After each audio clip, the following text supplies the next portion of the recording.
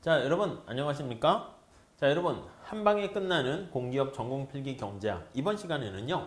챕터 7장 일반 균형 이론하고요. 시장 실패에 대해서 살펴보도록 하겠습니다. 자, 우선 우리가 다뤄야 할 챕터 포인트가 어떻게 되어 있습니까? 라고 하면은요. 균형에 대해서 배우긴 하는데 일반 균형에 대해서 배우는 게 첫 번째 목표다라고 생각하시면 되겠습니다. 일반 균형이라는 것은요, 그냥 제너럴이라고 하는 거니까 모든 시장을 다 고려해서 우리가 살펴본다라고 생각해 보시면 될 것 같고요. 자, 여기도 그래서 일반 균형 이렇게 살펴볼 거예요. 자, 모든 시장을 다 동시에 고려해서 살펴보는데 그때 이왕이면은 얼마나 그게 효율적인 상태인가 그 효율성과 관련해 가지고 우리가 얘기를 진행할 생각이 되는 것이고요. 그래서 자원 배분의 효율성이란 것은 과연 무엇인가 요걸 살펴볼 거예요. 자, 그랬을 때 어쩔 때 가장 효율성이 높아지는가 라고 하면은 완전 경쟁 상황에서가 가장 효율성이 높아진다. 이렇게 생각을 하시면 될 것 같고요.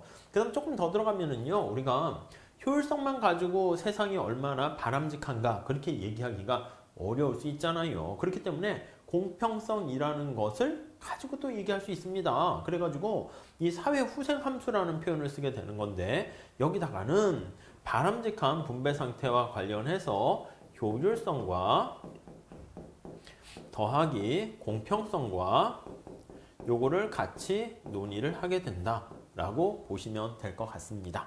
자, 그리고 우리가 효율성에 대해서 얘기를 진행했는데요. 시장이 잘 작동되면 사실 큰 문제가 되진 않습니다. 근데 시장이 제 기능을 잘 못하는 상황이 발생하게 되는데 그게 바로 시장 실패다 이렇게 생각하시면 되겠습니다. 자, 이러한 시장 실패와 관련된 우리 두 가지 어떤 중요한 토픽을 배울 텐데요. 하나는 시장 실패 요인 중에서 공공재에 대해서 살펴볼 것이고요. 다른 하나는 외부성에 대해서 살펴보겠다. 이렇게 보시면 될 것 같습니다.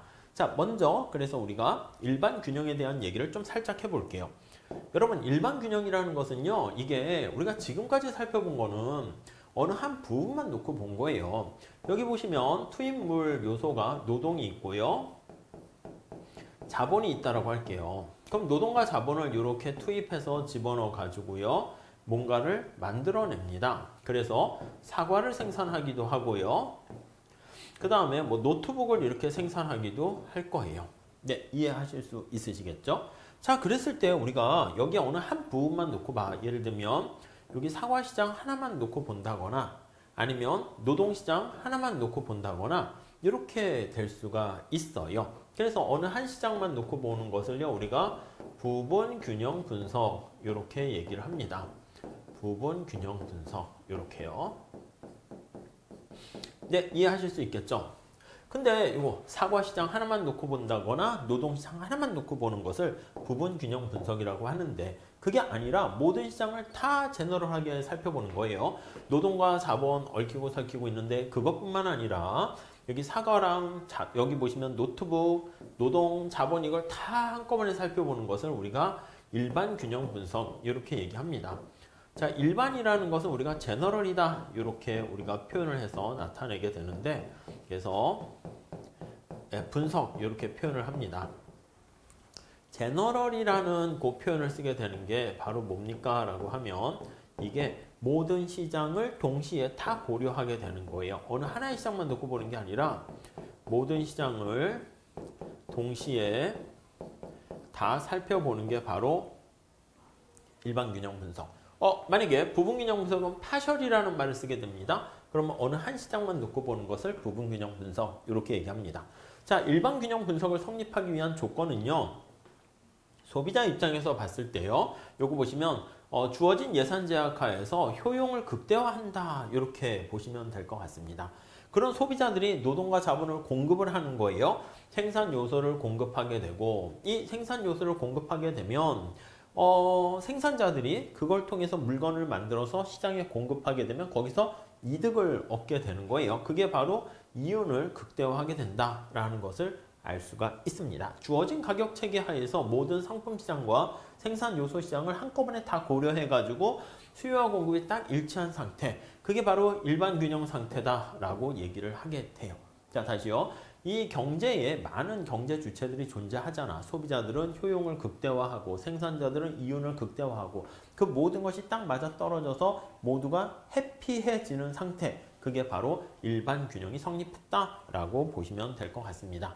자, 일반 균형의 의미는요. 우리 신고전학파 주류경제학의 기초 이념이 된다. 이렇게 얘기를 합니다. 이게 뭐냐면 우리가 보이지 않는 손이 존재합니다. 아담 스미스가 얘기한 보이지 않는 손 이렇게 있는데 이러한 보이지 않는 손 이게 인비저블 핸드라는 게 바로 가격이에요. 가격. 네, 이해되십니까? 가격이라는 게 있는 거죠.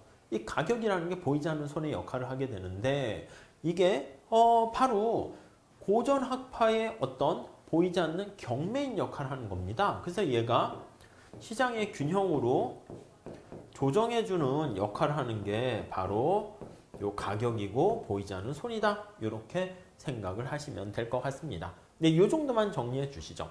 특히 이 가격의 어떤 시그널링 역할을 하는 거 그게 바로 신고전학파 주류경제학의 이념적 기초가 되고요. 근데 우리가 뒤에 얘기하겠지만 이 가격이 망가져서 제 기능을 못해요. 그래서 가격이 삐끄덕거린다 라고 하면 삐끄덕 이런 표현을 써요. 그래서 삐끄덕거려서 제 기능을 못하게 되는 경우 있잖아요. 요거를 우리가 시장이 실패되었다 이렇게 얘기를 하게 될 겁니다. 아셨죠? 그래서 우리가 그 시장 실패 대표적인 얘기가 공공재와 더 나아가서 외부성 이렇게 살펴보게 될 것입니다. 네, 그렇게 정리하시고요. 자, 우리 순수 교환 경제에서 발생하는 일반 균형에 대한 얘기를요 하기 위해서 먼저 에즈워드 박스에 대해서 살펴보도록 하겠습니다. 자, 우리가요 요런 얘기를 했었어요. 여기 한번 보시면 노동과 자본을 투입을 해서 L과 K를 투입을 해가지고요 뭔가를 만들어냅니다. XJ랑 YJ를 만들어낸다고 할게요. 소문자로 쓸까요? 이렇게 뭐 상관은 없어요. 그래서 XJ랑 YJ를 만들어내요. 그 다음 이 만들어낸 XJ, YJ를요 그래서 A라는 사람하고 B라는 사람한테 이렇게 쭉 다시 주게 됩니다. 물론 노동이 여기로 가고 자본이 여기로 가는 거 알 수가 있습니다. 네, 이해할 수 있으시겠죠? 자, 그런데 우리가 여기 XJ랑 Y를 만들어내는 요거를 이용해 가지고요 우리가 생산 가능 곡선 요거를 우리가 살펴봤었어요. 생산 가능 곡선 이렇게 얘기를 하게 됩니다.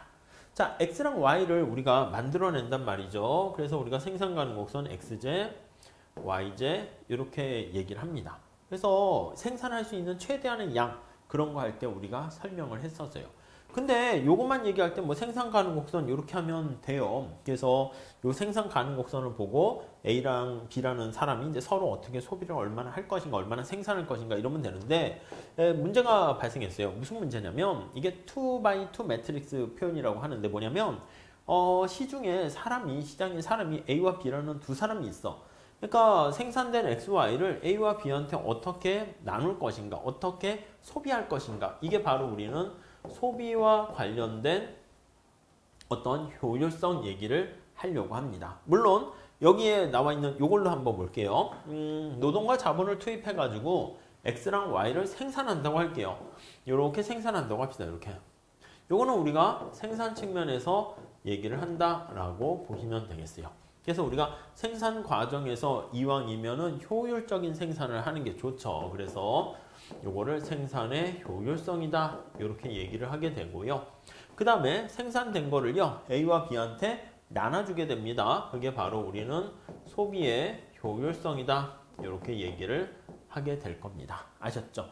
자, 그래서 우리가 먼저 생산된 거를 A와 B한테 나눠주기 위해서 생산하는 게 아웃풋이 XJ가 쌀이라고 할게요. XJ가 옷을 YJ라고 할게요. 그래서 쌀과 옷을 이렇게 생산된 걸 가지고 어떻게 나눌 것인가 이렇게 돼 있다고 할게요. 자, 살짝 여기 한번 예를 통해서 보도록 하겠습니다. 여러분, 우리가 XJ가 쌀인데 쌀이 만약에 10개 생산됐다고 합시다. 10개. 아시겠죠? 자, 그러면 이걸 가지고 이제 A라는 사람이 쌀을 몇 개 소비할 것인가? B라는 사람이 쌀을 몇 개 소비할 것인가? 이렇게 생각할 수가 있어요. 자, 물론 마찬가지입니다. YZ도 이렇게 있어요. YZ도 그냥 10개로 할게요. 심플하게 이렇게. 그러면 이 생산된 YZ도요. A가 10개 소비할 수가 있고 B가 이걸 가지고 뭐 몇 개 소비할 수가 있어요. 그러니까 B가 소비하는 것은 전체 10개 중에서 A가 소비하는 양을 뺀 나머지가 B가 소비했다. 이렇게 생각하시면 되겠습니다. 자, 그러면 우리가 박스를 한번 그리게 되면 A라는 애가 여기에 위치해 있다라고 할게요.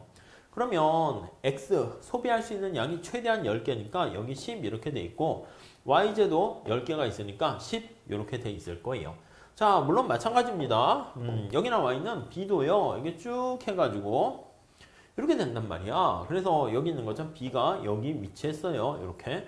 그럼 B도 최대한 10개 돼 있는 걸 가지고 나눠 쓰게 되는 겁니다. 자, 만약에 우리 요거 한번 볼게요. 전체 생산된 거를 가지고 A가 가지고 있는 여기 X축에 나와 있는 쌀과 옷 양을 이렇게 나누게 되는데 여기 한 점 이니셜 포인트라고 합니다. 그거와 같은 얘기를 한번 찍어보면 여기 한 점을 찍었다 합시다. 가상적인 예를 통해 가지고요. 여기가 점점점점 찍는 거야. A라는 애가 여기 있는 것처럼 XJ를 8개를 소비할 수 있고요. 이게 수평축이 X야. 그래서 XJ를 A가 몇 개를 갖느냐. 자, 이거를 2라고 할게요. 이거는 YJ를 A가 몇 개를 갖느냐. 이렇게 생각할 수 있고요. 그 다음에 여기를 점점점점 볼게요. 점점점점 볼게요. 자, B가 생각할 때도요. 이거는 이제 B가 소비하는 양이야. 그래서 이만큼 XJ를 소비합니다. 자, 그럼 몇 개가 될까요? 이 두 개인 거 이해 가세요? 왜요? 아니, 수평축 거리가 10개야. 전체 10개 있는데 여기 보시면 A가 소비하는 양이 여기서부터 이렇게 8개가 되니까 B는 2개를 소비하는 거예요. 그리고 YJ를 A가 2개를 소비하니까 여기요. 요거 몇 개가 되겠어요? 8개. 그래서 B는 YJ를 8개 소비한다. 보시면 돼요. 여기 나와 있는 초기점, 여기에 나와 있는 이니셜 포인트 뭐 이렇게 돼 있으면 이거는 지금 어떻게 현재 분배가 돼 있습니까? 라고 하면 요거 몇 개입니까? A가 소비하는 XJ 양이 여기 있는 것처럼 8개, B가 소비하는 양이 2개. 이해 가시죠? 그래서 전체 총 10개를 이렇게 배분을 했다라고 보시면 돼요. 10개를 이렇게 나누게 됐다라고 생각을 하시면 되겠고요. 자, 마찬가지입니다. YJ도 A가 소비하는 양이 2개 이렇게 있고 B가 소비하는 양이 8개 이렇게 있다는 것을 알 수가 있어요. 그러면 10개를 이런 식으로 배분하게 됐다라고 보시면 되겠습니다. 자, 우선 이렇게도 쓸 수 있고 아니면은 자, A가 소비하는 양을 이렇게 쓸 수 있어요. A가 소비하는 양을 XA 그 다음에 YA 이렇게 있잖아요. 그러면 A가 소비하는 양은 앞에 걸 X라고 쓰는 거야. 그러면 여기 XJ 8개, YJ 2개 이렇게 되는 것을 알 수가 있습니다. 이해가 가시죠? 자, 그 다음에 B번 이렇게 보시면 XJ에 대해서 B가 몇 개 소비하고 YJ를 B가 몇 개 소비하는가 이렇게 되는 것을 표현을 한다라고 하면 B에 대해서 B는 요거잖아요. 요거 이렇게 XJ 2개, YJ 8개 이렇게 돼요. 2개, 8개 이렇게 된다라는 거 알 수가 있네요. 그러니까 전체 생산된 거를 어떻게 나누는 게 가장 좋은가 지금 뭐 그 얘기를 하려고 한다라고 보시면 돼요. 그래서 지금 여기 나와 있는 것처럼 요 한 점을 선택하면 요 안에가 에즈워드 박스 안에 우리가 선택할 수 있는 점, 이 박스 밖으로 벗어나는 거는 우리가 선택할 수가 없어요. 이미 생산된 거는 XJ가 쌀 이만큼 그리고 옷 이만큼 정해져 있다라고 보시면 될 것 같습니다. 자, 그랬을 때 우리가 교환의 발생을 볼게요. 여기 보시면 I라는 상태가 이렇게 있어요. 요걸 하기 전에 요걸 살짝 한번 봐볼게요. 자, 여러분 우리가 이제 봤을 때 A라는 사람을 한번 생각을 해볼게요. A라는 사람을 생각해 보면 우리 여기가 XA라고 하고요. YA라고 생각합시다. A라는 사람이 여기 이렇게 있어요. 네, 여기까지 이해되시죠? 자, 이 A라는 사람이 여기 하니까 지저분하네요. 지웁시다. A라는 사람이 XY에 대해서 각각의 선택점이 막 이렇게 있을 거야. 우리 소비자 이론에서 우리가 한번 살펴봤습니다. 무차별 곡선을 여기다 그리는데 여기요. 무차별 곡선이 이렇게 있습니다. 무차별 곡선이 이렇게 있습니다. 이렇게 있을 때 가능한 한 무차별 곡선이 원점에서 멀리 떨어질수록 어떻게 됩니까? 효용이 증가한다는 것을 알 수가 있습니다. 자, 무차별 곡선이라는 인디퍼런스 커브가 무차별 곡선이 원점에서 멀리 떨어지게 되면 멀리 떨어질수록 효용이 증대되는 거 알 수가 있어요. 효용이 증가. 네, 이렇게 된다라고 보시면 되겠습니다. 이해 가시죠? 자, 그러면 여기 보시면 B도 있다고 할게요. B도. B라는 사람도 여기 이렇게 있어요. 그러면 여기는 X, B가 소비하는 양, Y, B가 소비하는 양 이렇게 있어요. 그랬을 때 무차별 곡선이 이렇게 생긴다니까 이렇게 생긴다니까 이렇게 해요. 이해 가시죠? 역시 B도 이쪽으로 갈수록 효용이 증가 방향 이렇게 생각하시면 되겠어요. 자, 근데 우리가 지금 X랑 YZ를요, 둘 다 같이 고려하려고 합니다. 그래서 A와 B가 같이 이제 고려해서 나타내려고 해. 그럼 여기 B에 나와 있는 요 점 있죠? 요 점. 요 점을요, 우리 뒤집어요. 뒤집어 가지고 여기다 착 연결합시다. 그럼 여기다가 착하다 연결을 했습니다. 그러면 여기 B가 여기에 위치하는 거야, 여기에. B가 여기에 위치했어요. 그리고 무차별 곡선이 어떻게 됩니까? 이게 뒤집어지니까 모양이 뭐 어디 이런 식으로 모양이 되는 것을 알 수가 있을 거예요. 이런 식으로. 네, 이해하실 수 있으시겠죠? 오케이, 거기까지 됐죠? 자, 그러면 하나만 다시 한번 체크해 보도록 하겠습니다. 자, 그림을 좀 다시 그려볼게요. 자, A라는 사람이 여기에 위치해 있어요. A라는 사람이 여기 위치해 있고 B라는 사람이 여기 뒤집어가지고 여기에 위치해 있습니다. B라는 사람이 여기에 위치가 돼 있습니다. 오케이, 이해되시죠? 자, 그때 이니셜 포인트가 여기에 있다고 할게요. I라는 게 여기 있어. 그때 A는 어떻게 됩니까? 라고 하면 A는 무차별 곡선이 이렇게 생겨 있는 거야. 이해 가시죠? 자, 그리고요, 여기 보시면 B라는 사람은 이렇게 있는 거예요. 이해 가시죠?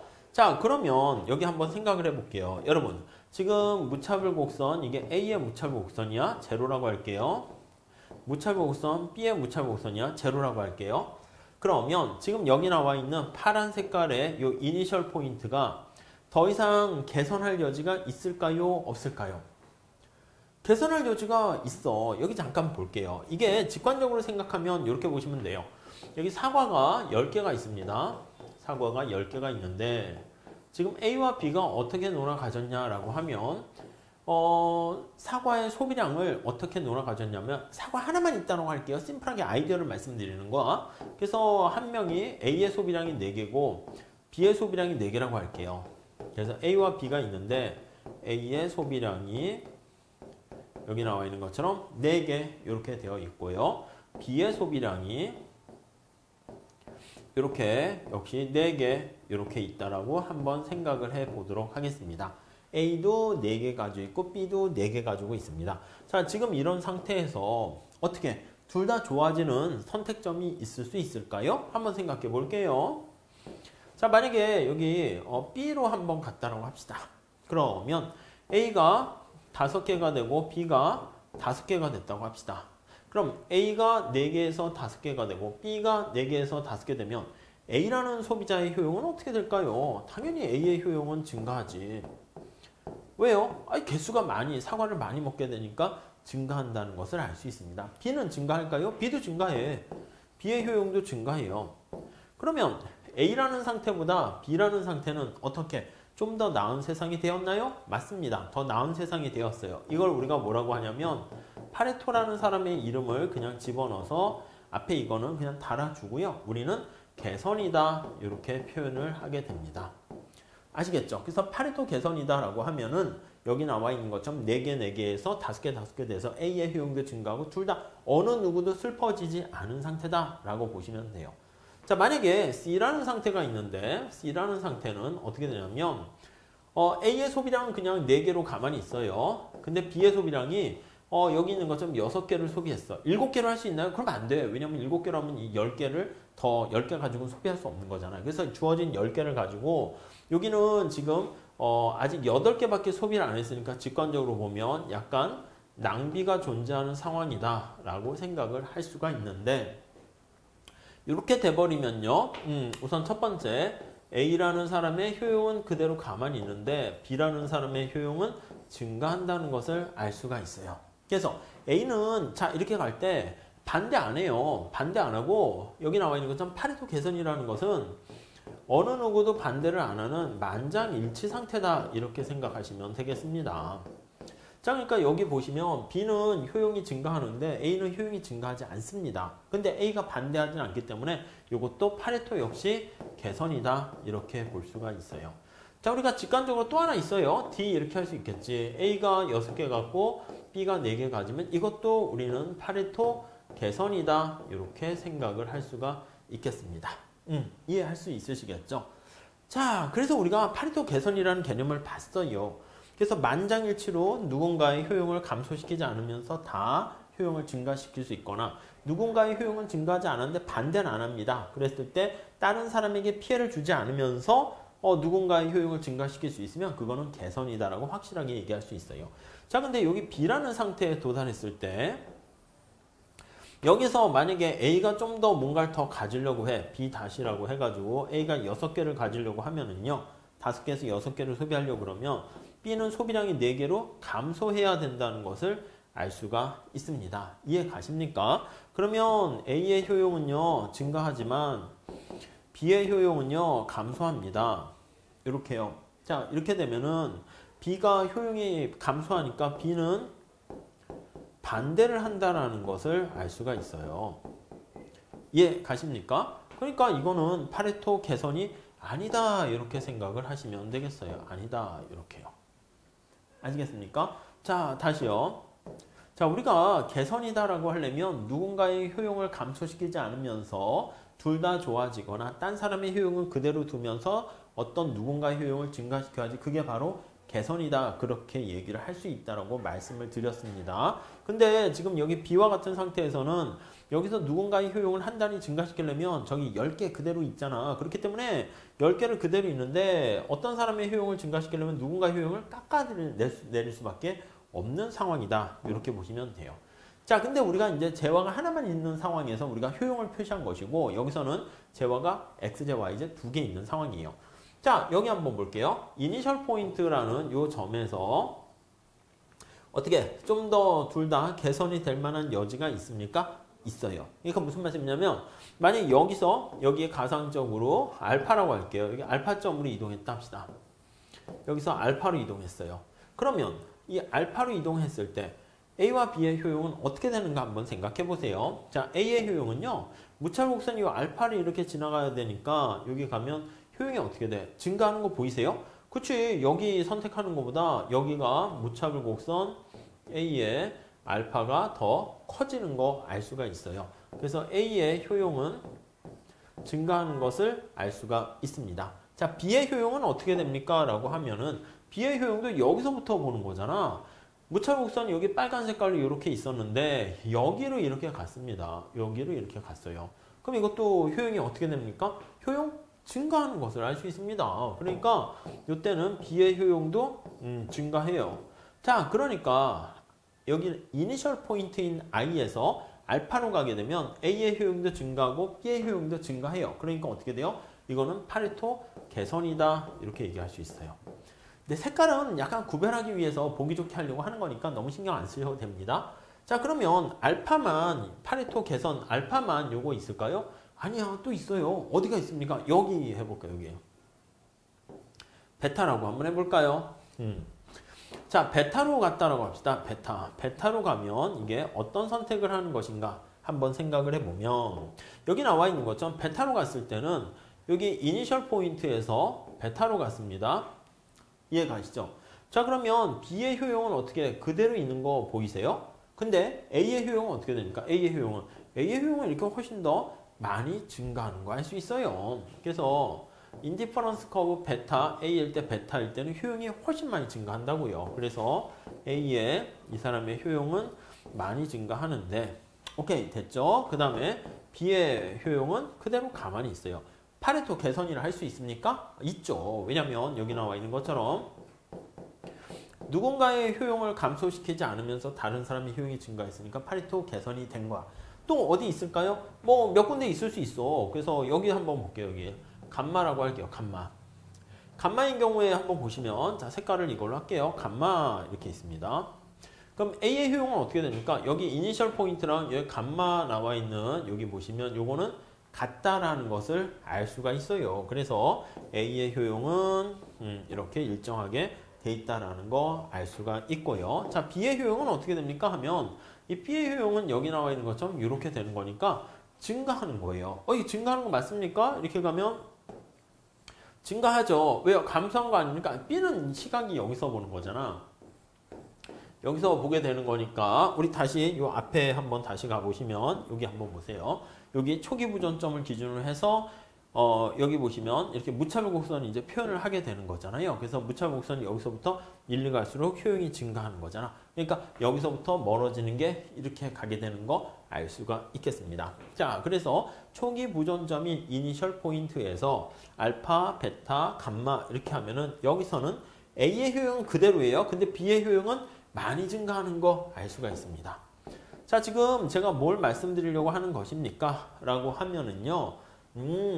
지금 여기 이니셜 포인트라는 것은 지금 여기는 파레토 개선이 가능한 점들이다 라는 걸 알 수 있어요. 여기 잘 보시면 여기가 이니셜 포인트예요. 무차복선이 굉장히 많은데 딴 거 다 신경 쓰지 마시고 여기서 핵심 포인트만 제가 여기다 표현을 할게요. 이렇게 있고 이렇게 있습니다. 자, 여기 이니셜 포인트가 나와 있는데 무차복선이 이렇게 돼 있고 그 다음에 여기서 이렇게 돼 있습니다. 오케이, 이해가 되시죠? 자, 그랬을 때 여기 눈깔 모양의 모양이 있어. 이 눈깔 모양의 모양이 있습니다. 눈깔 모양이 이렇게 있어요. 이렇게 이해하십니까? 그쵸? 요 눈깔 모양의 모양을 약간 진짜 I라는 표현을 쓰는데 블루오션 같이 되어 있는 영역으로 가면 여기 그 중에 여기서 회색깔로 칠했어요. F 영역으로 가게 되면 이때는 둘 다 효용이 최소한 누군가의 효용을 감소시키지 않으면서 이 선상에도 이제 B의 효용을 이거는 일정하죠. 근데 A의 효용을 증가시키는 거고 여기는 A의 효용이 가만히 있으면서 B의 효용을 증가시키는 영역을 나타내고 이 안에는 둘 다 증가하는 것을 나타냅니다. 자, 다시 한번 말씀드리면 여기요. 초기 부전점 여기서 이 안에 어디로 가면은 교환을 통해서 이익이 발생할 수 있는 발생 가능한 영역이다라고 생각을 하시면 될 것 같습니다. 네, 이해하시겠습니까? 네, 그렇게 잘 봐주시면 될 것 같습니다. 자, 그래서 우리가 이렇게 얘기할 거야. 파레토 효율성이다라고 하면은요, 이게 가장 최적 상태잖아요. 이걸 어떻게 개념을 잡을 거냐면, 자, 우리가 어떤 산의 높이가 가장 높다라고 하면요, 이거 어떻게 표현하면 좋아요? 이거보다 더 높은 산은 없다. 오, 이거보다 더 좋은 게 없다? 이게 제일 좋아. 이 뜻입니다. 백두산이 제일 높다? 백두산보다 더 높은 산이 없다? 이게 바로 백두산보다 더 높은 산은 없다. 그래서 우리가 파레토 효율성이라고 하면 우리가 이런 식으로 개념을 집어넣을 거예요. 이게 가장 효율적이고 좋은 낭비가 없는 상태다라고 하면 더 이상 파레토 개선이 불가능한 상태를 우리가 파레토 효율적인 상태다 이렇게 얘기를 합니다. 이해하시겠죠? 그렇게 좀 정리하시면 돼요. 자, 그럼 파레토 개선이 더 이상 불가능한 상태는 어떻게 된 겁니까? 라고 하면요, 우리 이렇게 한번 생각을 해보시면 좋겠습니다. 자, 미니 그림으로 좀 그려볼게요. 여기 A라는 사람이 여기 이렇게 있어요. 오케이. 그 다음에 여기 B라는 사람이 또 이렇게 있습니다. 이렇게 B라는 사람이 이렇게 있습니다.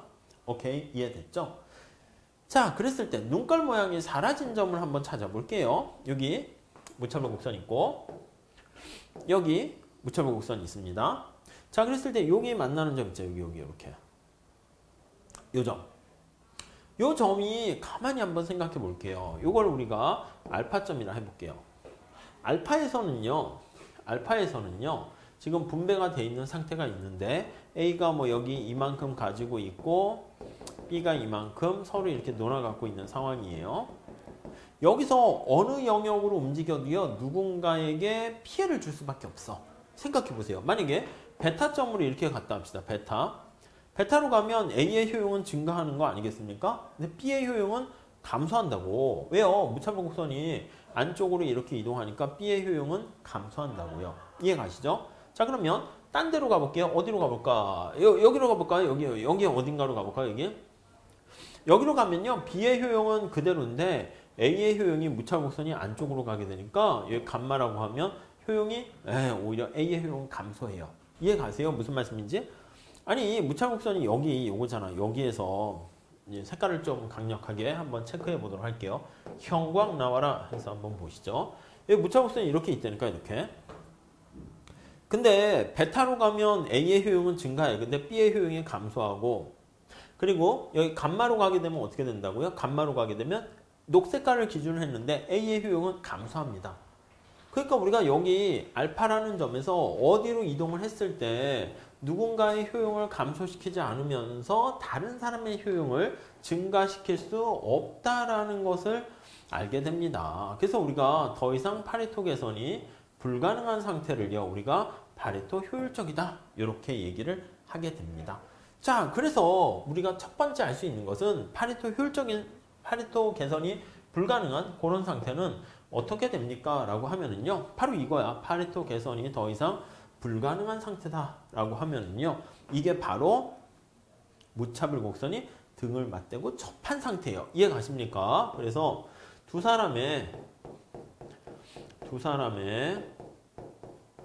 인디퍼런스 커브가 무차별 곡선이 접하는 상태이다 라고 보시면 될 것 같습니다. 오케이. 두 사람의 무차별 곡선이 접했다라는 얘기가 바로 무엇을 뜻합니까? 라고 하면 여기 한번 가만히 볼게요.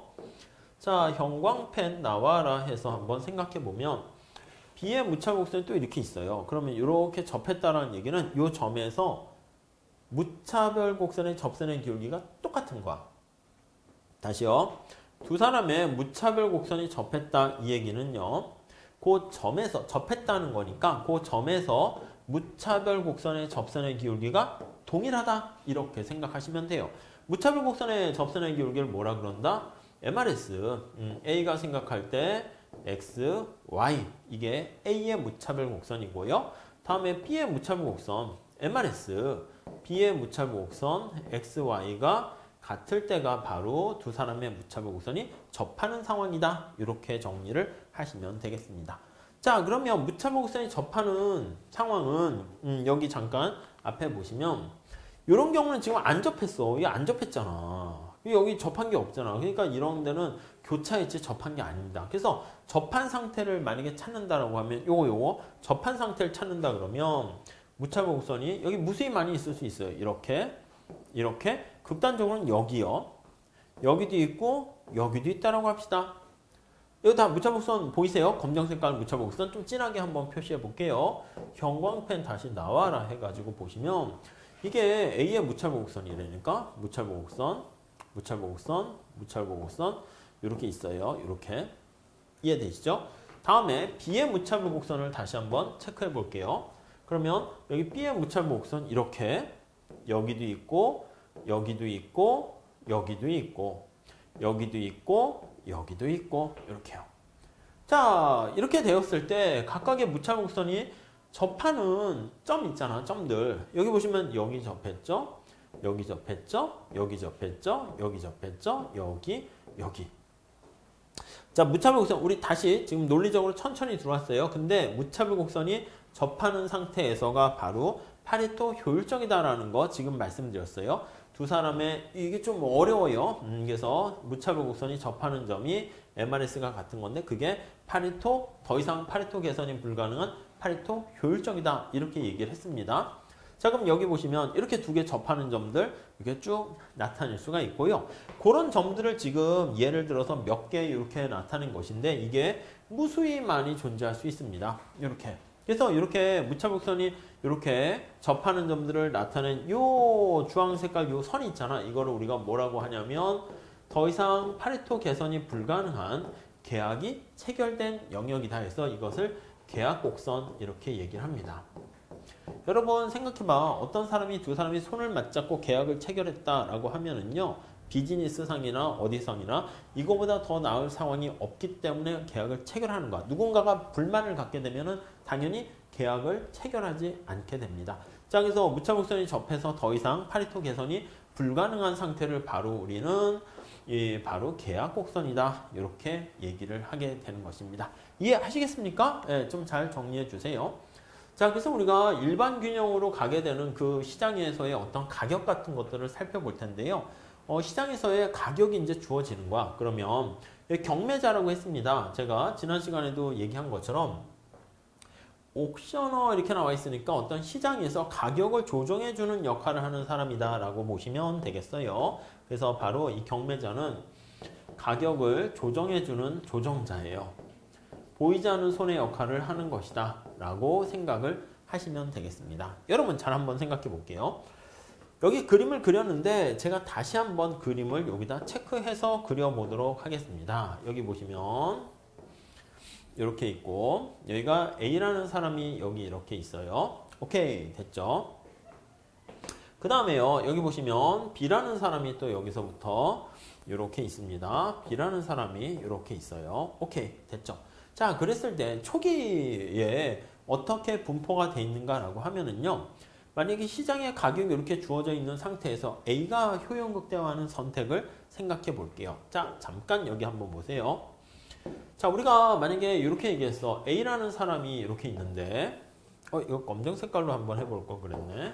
자, 이렇게 한번 봅시다. 자, A라는 사람이 이렇게 있어요. 여기 A가 여기 있다고 할게요. 그러면 지금 A가 XZ를 얼마나 소비할 것인가? YZ를 얼마나 소비할 것인가? 이렇게 돼 있습니다. 자, 시장에서 가격이 얼마 이렇게 주어져 있어. 가격이 이렇게 주어져 있어. 이게 PY분의 PX라고 해서 보이지 않는 손이고 시장에서의 가격이다 라고 보시면 되겠어요.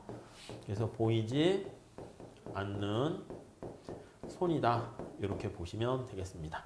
자, 그랬을 때 A 입장에서 효용 극대화되는 선택점을 이렇게 찾았다고 합시다. 여기. 오케이. 자, 그러면 이게 지금 A의 무차별곡선 그냥 A라고 써도 될 것 같고요. 앞에서 본 것처럼 뭐 인디퍼런스 커브라고 해도 상관없을 것 같습니다. 자, 그랬을 때 지금 A가 소비를 얼마나 하려고 합니까? 라고 하면 이만큼 소비하는 거야. XA를 이만큼 소비하려고 하고요. 효용 극대화하는 소비. 여기 보시면 여기 A가 생각하는 거죠. 이만큼 소비. 죄송해요. A라고 해야 되는 거죠. A 이렇게 나타내니까요. 그래서 여기 이렇게 있고 여기 A 이렇게 돼 있는 거 알 수가 있습니다. 네, 이해하실 수 있으시겠죠? 자, 그래서 주어진 예산선 하에서 효용 극대화하는 선택점 이렇게 나타내는 거 알 수가 있게 돼요. 되셨죠? 자, 요거를요 우리가 한꺼번에 그림으로 표현해서 나타내 보도록 하겠습니다. 자, 시장에서의 가격이 이렇게 주어져 있어요. 마이너스 2의 기울기로 주어져 있다고 합시다. 그래서 이렇게 시장에서의 가격이 정해져 있습니다. 이게 PY분의 PX 이렇게 주어진 거예요.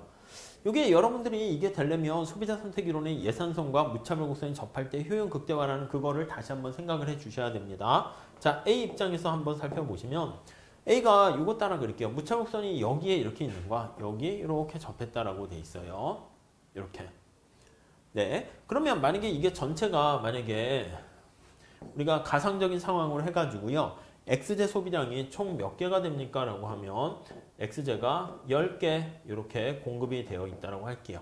자, 그 중에서 점점점점점 하게 되면은 여기가 A가 소비하는 양이에요. 그래서 만약에 요 길이는 몇 개를 소비합니까? 라고 하면 XZ를 A가 5개 소비한다고 할게요. 이해 가시죠? 자, 그럼 물론 이제 요거는 YZ를 소비하는 양이에요. YZ를 A가 얼마나 소비하는가 이렇게 돼 있어요. 자, 천천히 보세요. 천천히. 자, 그 다음에 무차별곡선 요거 한번 보세요. B는 여기서 시작하는데 B의 무차별곡선이 여기에 접했다라고 할게요. 그럼 여기 어딘가에 접했다 할게요. 자, 그럼 무차별곡선이 이렇게 있고 이렇게 있다라는 거 알 수가 있습니다. 이렇게요.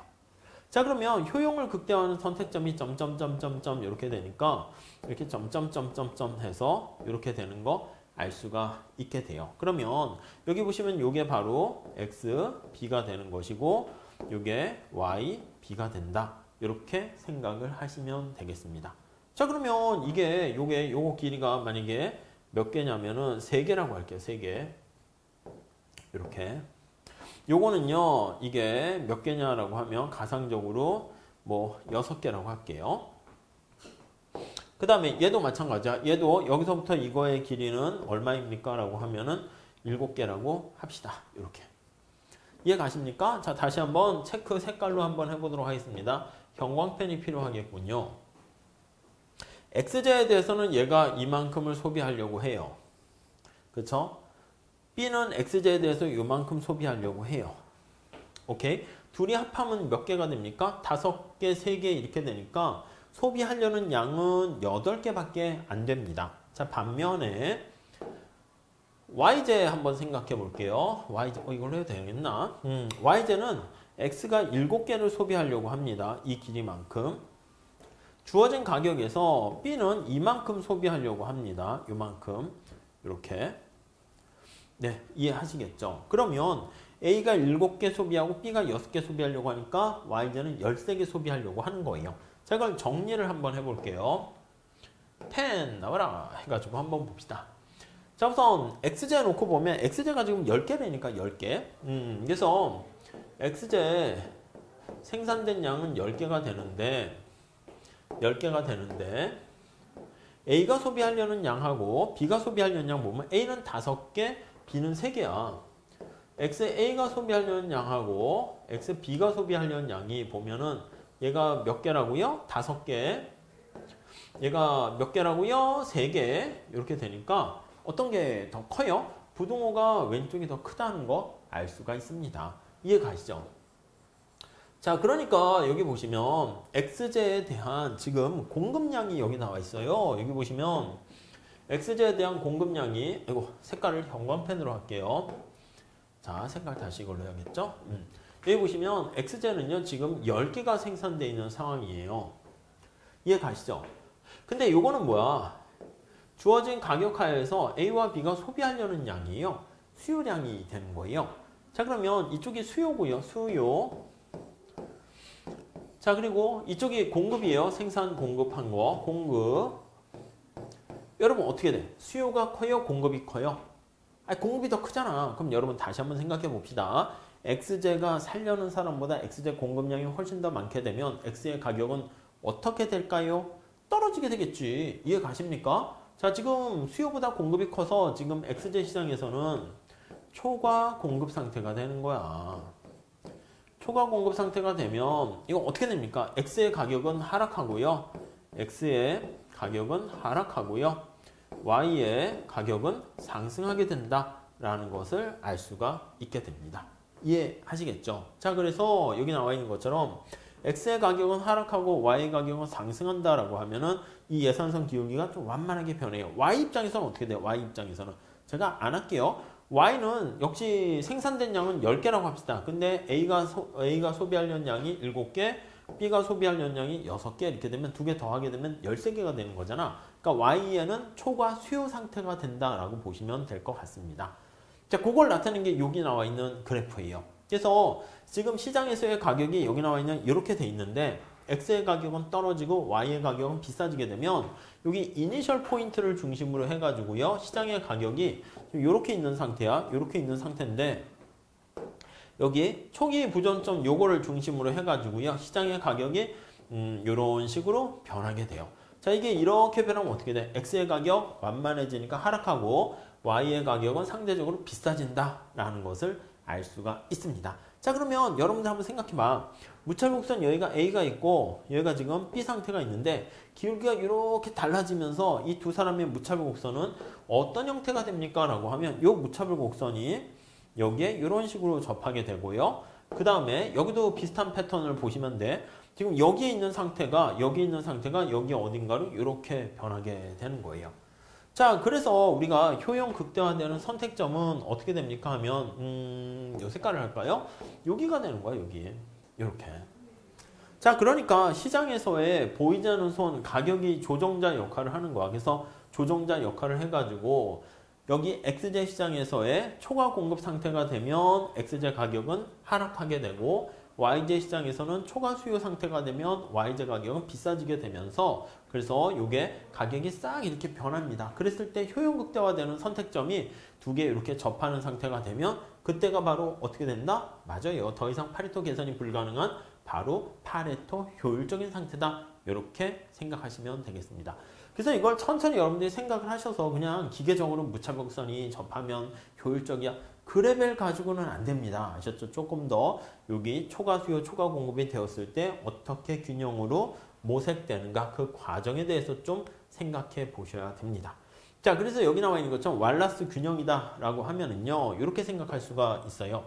자, 뭐라고 볼 수 있습니까? 라고 하면은 자, 우리가 이제 첫 번째 여기 한번 생각을 해 볼게요. A라는 사람이 있어. 그랬을 때 XA와 YA를 이렇게 선택하는데 예산선이 이렇게 주어져 있습니다. PY분의 PX가 이렇게 있어요. 그때 A라는 사람의 무차별선이 이렇게 접하는 점, 이게 바로 효용 극대화가 돼요.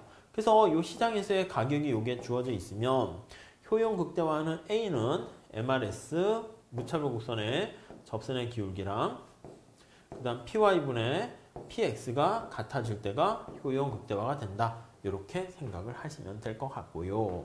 자, 그리고 또 여기 보시면 B도 마찬가지야. B도 시장에서의 가격이 얼마 이렇게 주어졌다고 할게요. PY분의 PX가 주어졌어. 그러면 B라는 애도 여기 무차별 곡선이 이렇게 접할 때가 효용 극대화가 된다라는 거 알 수가 있습니다. 자, 그래서 PY분의 PX랑 MRS XY에 대해서 B가 얼마나 애지중지하게 되는가. 여기도 굳이 쓰면 A 이렇게 써줘야겠죠. 네, 요거예요. 근데 시장에서의 가격은 둘이 똑같다니까 객관적인 교환 비율이고 무수히 많은 사람들에 의해서 시장에서의 가격은 정해져 있는 거예요. 우리가 완전 경쟁 시장에서 가격 수용자를 생각하시면 돼. 그러면 요거 두 개가 이렇게 같은 상황이기 때문에 그래서 A가 효용 극대화를 하게 되면 MRS가 요 PY분의 PX랑 같고요. MRS B가 PY분의 PX랑 같고요. 여기서 얻어낼 수 있는 결과는 뭐다? MRS가 두 개 같아진다는 거 우리가 끄집어낼 수가 있는 거죠. 그러니까 만약에 앞에서 얘기한 것처럼 MRS가 달라요. 그렇게 되면 서로 좋아하는 정도가 다르다니까. 자, 다시요. MRS 우리 무차별 곡선 할 때부터 얘기했었는데 부등호가 이렇게 있다라고 할게요. 그래서 MRS XY B 이렇게 돼 있다라고 할게요. 자, 이렇게 돼 있으면 자, 두 사람이 교환을 해서 파레토 개선이 가능한 여지가 있어요. 무슨 말씀이냐면 X에 대해서요. A가 훨씬 더 애지중지하게 생각하는 부분이 X를 더 소중히 생각하니까 B가 X 너 가지세요 이렇게 된다고. 그리고 얘는 Y 가지세요 이렇게 해가지고 교환이 이루어지고요. 교환을 통해 가지고 X가 점차 많아지면 A의 MRS는 어떻게 됩니까?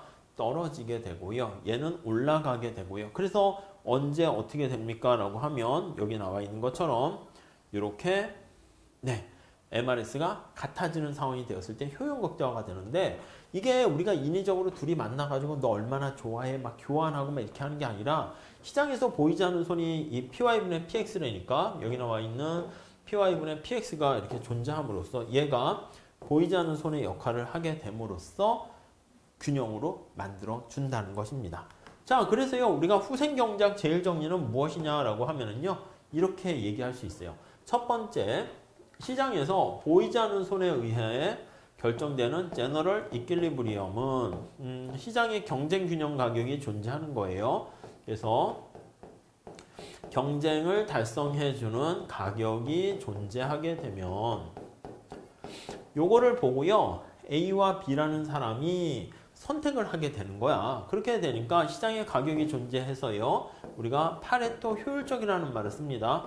파레토 에피시언시한 상황이 된다. 이렇게 얘기를 합니다. 그래서 이게 파레토 효율적인 상태가 된다. 이렇게 얘기를 할 수가 있어요. 네, 이해하시겠습니까? 그래서 경쟁 균형, 일반 경쟁 균형 상태에서는 보이지 않는 손이 바로 그 역할을 하기 때문에 여기 나와 있는 파레토 효율적인 상태가 된다. 이렇게 얘기를 할 수가 있습니다. 자, 그러니까 이게 뭘 나타내는 거냐면 보이지 않는 손에 의해서 보이지 않는 손에 의해서 이게 바로 시장의 가격이라니까 시장의 가격에 의해서요.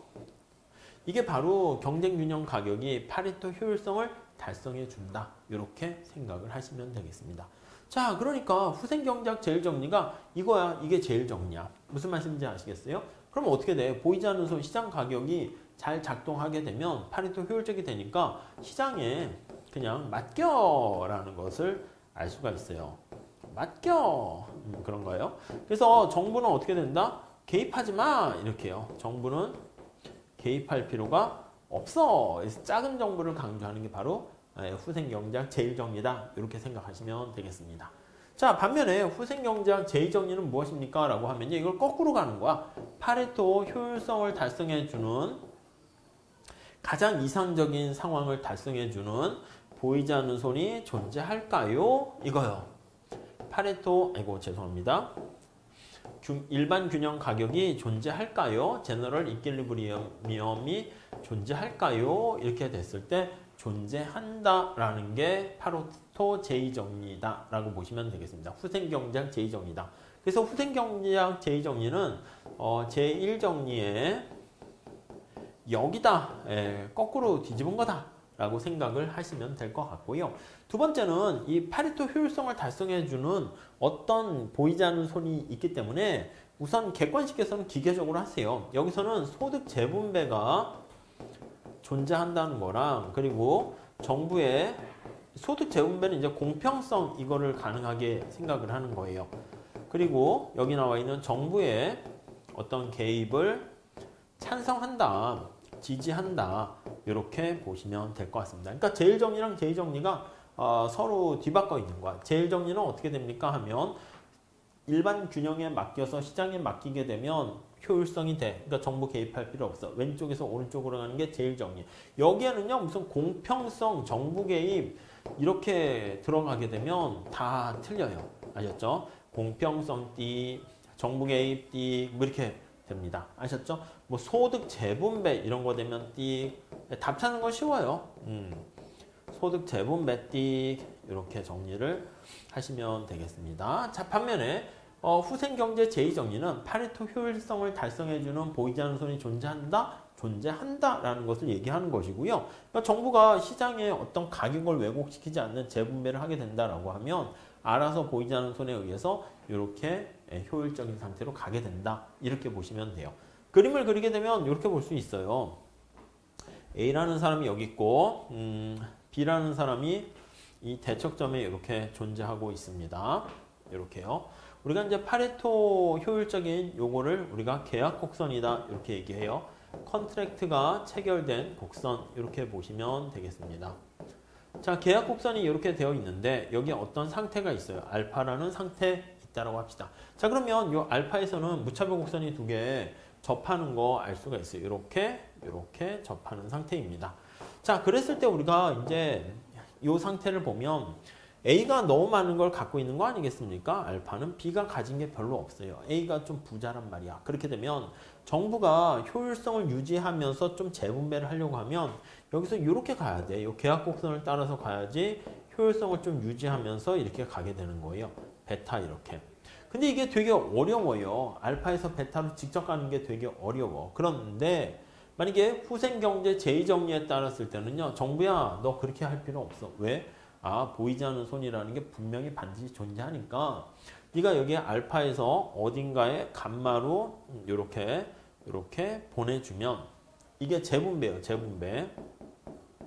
재분배를 해주면 단 시장에 보이지 않는 손 가격은 망가뜨리면 안 돼. 그렇게 하게 되면은 여기 보시면 보이지 않는 손이 살아있기 때문에 그래서 여기 나와 있는 쭉 이게 가격선인 거예요. 그래서 우리가 PY분의 PX라는 요 가격이라는 게 존재하는 거야. 가격이라는 게.